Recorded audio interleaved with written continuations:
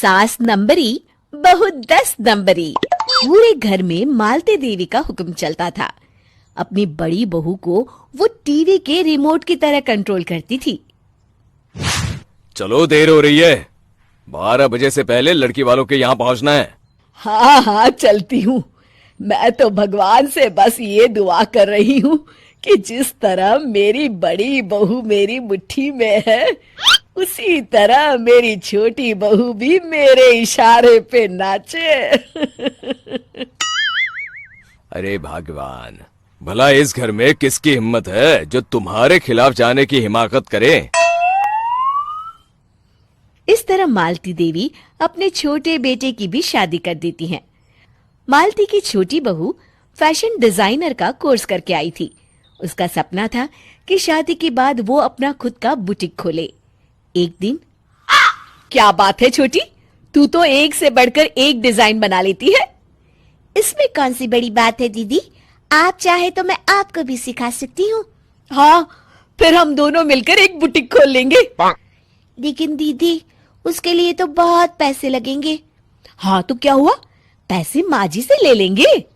हाँ हाँ, मेरे पास तो पैसों का पेड़ है ना, तोड़ के तुम दोनों को दे दूंगी।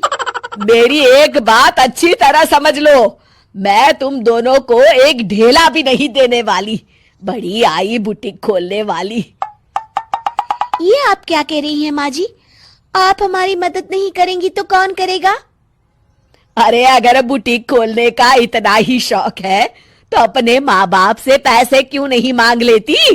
मेरे पैसों पर क्यों आंख गड़ाए बैठी हो तुम दोनों? इस तरह अपने इरादे स्पष्ट करके मालती देवी वहां से चली जाती है।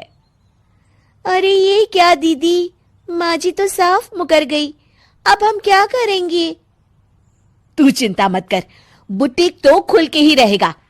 कहते हैं कि घी जब सीधी उंगली से नहीं निकलता तो उसे उंगली टेढ़ी करके निकालना चाहिए। माँ जी अपने आप को समझती क्या है?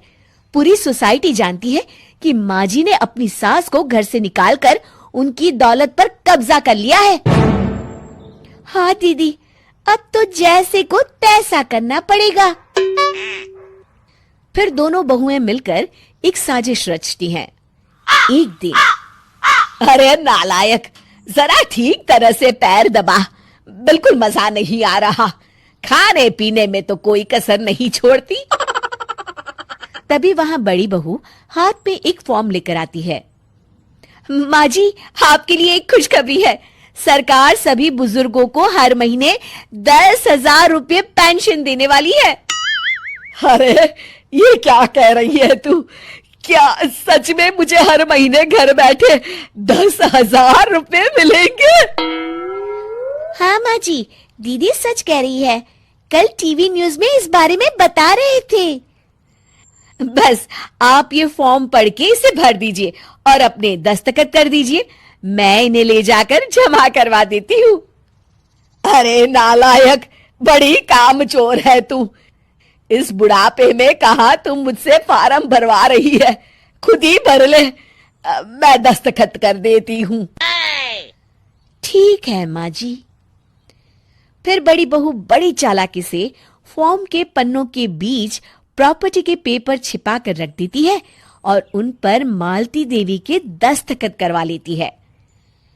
कुछ दिनों के बाद मालती देवी अपने पति के साथ 2 दिनों के लिए अपने एक रिश्तेदार के यहाँ जाती है। दूसरी तरफ दोनों बहुएं पूरे घर पर अपना कब्जा कर लेती हैं। मालती देवी जब अपने रिश्तेदार के यहाँ से लौटती हैं, तब अपने कमरे में ताला लगा देख आग बबूला हो जाती है। अरे नालायको, मेरे कमरे में इतना बड़ा ताला किसने लगाया है? माँ जी, ये कमरा तो मैंने अपने बेटे रोहन को दे दिया है और आज से आप बाहर कोने में जो छोटा कमरा बना है ना, वहां रहेंगी। अच्छा, मैं उस सड़ेले कमरे में रहूंगी है? तेरी ये कहने की हिम्मत भी कैसे हुई? और मेरी इजाजत के बिना मेरा कमरा देने वाली तू होती कौन है? लगता है तू भूल गई, इस घर की मालकिन मैं हूं। तभी वहां छोटी बहू आती है। अरे माँ जी, आप इस घर की मालकिन नहीं है। अब इस घर की नई मालकिन हम दोनों बहुएं हैं। ये देखिए, इन प्रॉपर्टी के पेपर पर आप ही के दस्तखत है। अरे भाग्यवान, ये तुमने क्या कर दिया? दस्तखत करने से पहले एक बार ठीक से पढ़ तो लेती। अरे लेकिन मेरी बहुएं मेरे साथ ऐसा कैसे कर सकती है? अरे तो इसमें कौन सी अचरज की बात है? तुमने भी तो अपनी सास को घर से बाहर निकाल दिया था। टूटा फूटा ही सही, शुक्र करो कि इन दोनों ने कम से कम हमें रहने के लिए कमरा तो दिया। तुमने तो अपनी सास को वो भी नहीं दिया था। आज समझ में आया, जैसी करनी वैसी भरनी। चलो अपना सामान उठाओ और